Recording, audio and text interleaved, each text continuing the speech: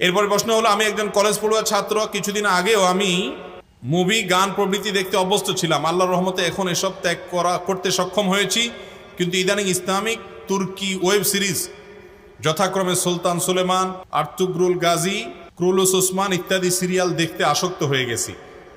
এ বিষয়ে শরীয়তের বিধান জানতে চাই। এরপরে প্রশ্ন হলো, বিড়াল, কুকুর, পাখি বা কবুতর পালা যাবে কিনা। এরপরে প্রশ্ন হলো, অনেক আলেম বলে থাকেন যে এক এক নামাজের পর এক এক সূরা পাঠ করার অনেক ফজিলত আছে, যেমন ফজরের পর সূরা ইয়াসিন, মাগরিবের পর সূরা ওয়াকিয়া, ইশার পর সূরা মুলক। এগুলো কি সঠিক? আমার ভাই প্রবাসী, সেখানে সে যেই দোকানে কাজ করে সেই দোকানে হালাল ও হারাম খাবার দুইটাই আছে। এই টাকা আমি এবং আমার বাবা মা খেলে আমাদের জন্য হালাল হবে কিনা।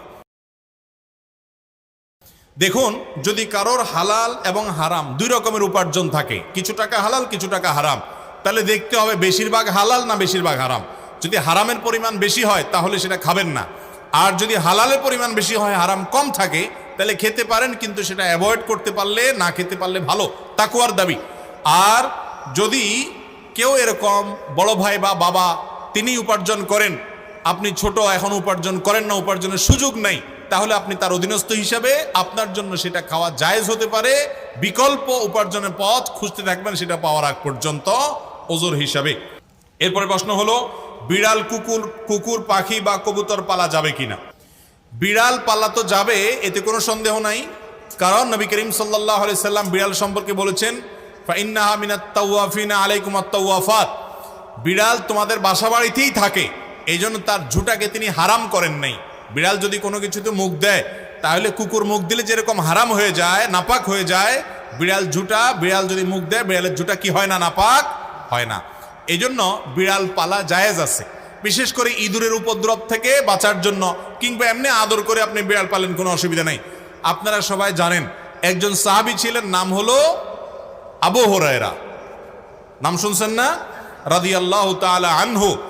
ওনার নাম কিন্তু আসলে আবু হুরায়রা ছিল না, ওনার নাম ছিল প্রসিদ্ধ মত অনুযায়ী আব্দুর রহমান।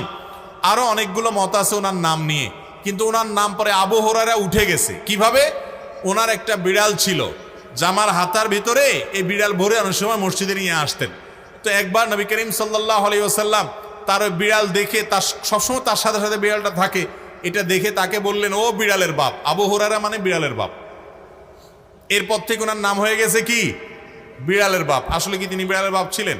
এটা কথার কথা হয়ে গেছে, রাসূল আকরাম সাল্লাল্লাহু আলাইহি ওয়াসাল্লাম মজা করে বলেছিলেন। তো তারপর থেকে ওই নামে তিনি পরিচিত হয়ে গেছেন। তাহলে তিনি যেহেতু বিড়াল পালতেন, নবী সাল্লাল্লাহু আলাইহি ওয়াসাল্লাম দেখেও বরং রসিকতা করেছেন, কোনো নিষেধ করেন নাই। তাহলে বোঝা গেল আমাদের বাসা বাড়িতে বিড়াল পালা কোনো অসুবিধা নাই।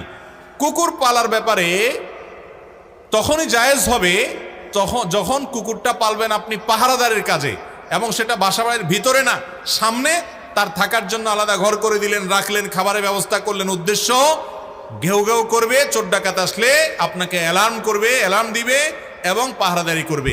পাহারাদারের জন্য কুকুর পালা জায়েজ আছে, শিকার করার জন্য কুকুর পালা জায়েজ আছে। আমাদের দেশ সহ পৃথিবীর সব দেশে বিভিন্ন আইন শৃঙ্খলা রক্ষাকারী বাহিনীরা তারা বিভিন্ন কুকুর পোষেন। সেই কুকুরগুলো সিকিউরিটিতে তাদের হেল্প করে থাকেন এবং তাদেরকে প্রশিক্ষণ দেওয়া হয়ে থাকে। এগুলো সবগুলো জায়েজ আছে। কিন্তু বাসা বাড়িতে কুকুর পোষা, এটা ইসলামী শরিয়ার দৃষ্টিকোণ থেকে শখের বশে কুকুর পোষা, এটা জায়েজ নয়। আমাদের একটা বড় সমস্যা হলো, পশ্চিমাদেরকে কোনো কাজ করতে দেখলে আমাদের সমাজের কিছু মানুষ মনে করে ওই কাজটা করলে বোধহয় আমি একটু ভদ্র হইতে পারবো, একটু স্মার্ট হইতে পারবো, আধুনিক হইতে পারবো, জাতে উঠতে পারবো, আমাকে মনে হয় একটু শিক্ষিত লাগবে।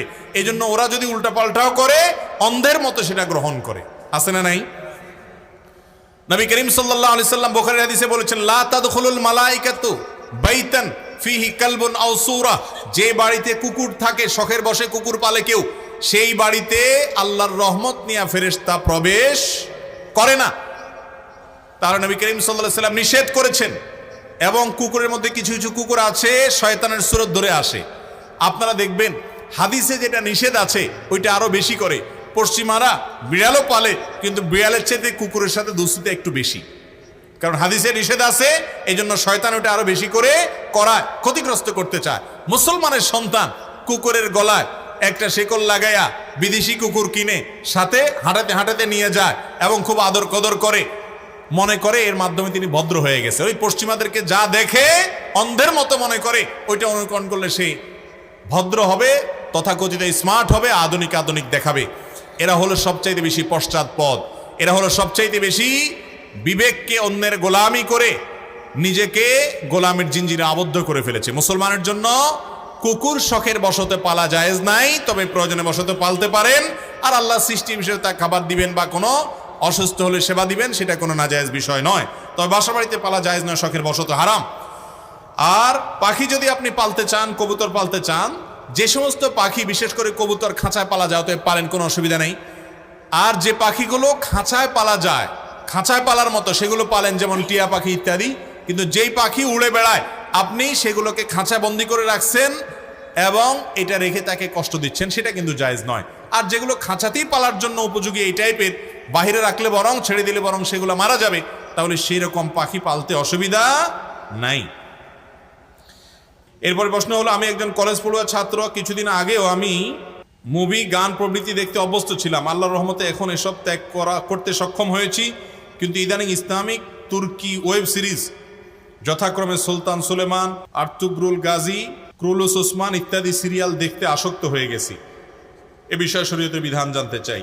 ভাইরা আমার, ইসলামের ইতিহাস জানা অনেক গুরুত্বপূর্ণ, কিন্তু ইসলামের ইতিহাস জানতে গিয়ে যদি আপনি ফিল্ম দেখতে হয়, আর সে ফিল্মে যদি নারী পুরুষ সমান তালে অভিনয় করে এবং পর্দাহীনতা থাকে, অশ্লীলতা থাকে, সেখানে যদি মিউজিক থাকে, সেখানে যদি হারামের উপাদান থাকে, এবং সেটা দেখতে গিয়ে যদি আপনাকে হারাম জিনিস অবশ্যই দেখতে হয়, অ্যাভয়েড করার সুযোগ না থাকে, তাহলে ইসলামের ইতিহাস জানার নাম করে সেরকম ফিল্ম দেখা জায়েজ হওয়ার সুযোগ নাই। এটা ঠিক যে মুসলমানদের ইতিহাস আমাদেরকে জানতে হবে, সেগুলোর জন্য যদি এরকম ফিল্ম তৈরি করা হয় যে ফিল্মে হারাম কোনো উপাদান নাই, তাহলে সেগুলো দেখা জায়েজ আছে। এবং এ ধরনের ফিল্ম যেগুলোতে হারাম উপাদান নাই, যেগুলো মানুষ দেখতে পারে হালাল, যেগুলোতে মিউজিক থাকবে না, নারী পুরুষের মিশ্রণ এবং পর্দাহীনতার যে ব্যাপারটা সেটা যদি না থাকে, তাহলে সেরকম ফিল্ম দেখা জায়েজ আছে এবং সেটা বানানো জায়েজ আছে। কিন্তু এরকম ফিল্ম দেখার নাম করে, ইসলামের ইতিহাস জানার নাম করে ফিল্ম দেখলে সেটা গুনাহ হবে সওয়াবের পরিবর্তে। এরপরে প্রশ্ন হলো, অনেক আলেম বলে থাকেন যে এক এক নামাজের পর এক এক সূরা পাঠ করার অনেক ফজিলত আছে, যেমন ফজরের পর সূরা ইয়াসিন, মাগরিবের পর সূরা ওয়াকিয়া, এশার পর সূরা মুলক, এগুলো কি সঠিক? ভাইরা আমার, এর মধ্যে মাগরিবের পরে হোক আর এশার পরে হোক, রাত্রে সূরা মুলক পড়ার ফজিলত আছে। আর সে ফজিলত হলো, রাতেকে সূরা মুলক পাঠ করলে, নিয়মিত পাঠ করলে ওই ব্যক্তির কবর আযাব মাফ হবে ইনশাআল্লাহ। এর বাইরে ফজরের পরে সূরা ইয়াসিন পাঠ করার বিষয়ে বিশুদ্ধ কোনো হাদিস বর্ণিত হয়নি। যে সমস্ত বর্ণনা এক্ষেত্রে পাওয়া যায় সূরা ইয়াসিনের কে কেন্দ্র করে, সেগুলো বিশুদ্ধতার মানদণ্ডে উত্তীর্ণ নয়, সহিহ নয়, বরং দাঈফ।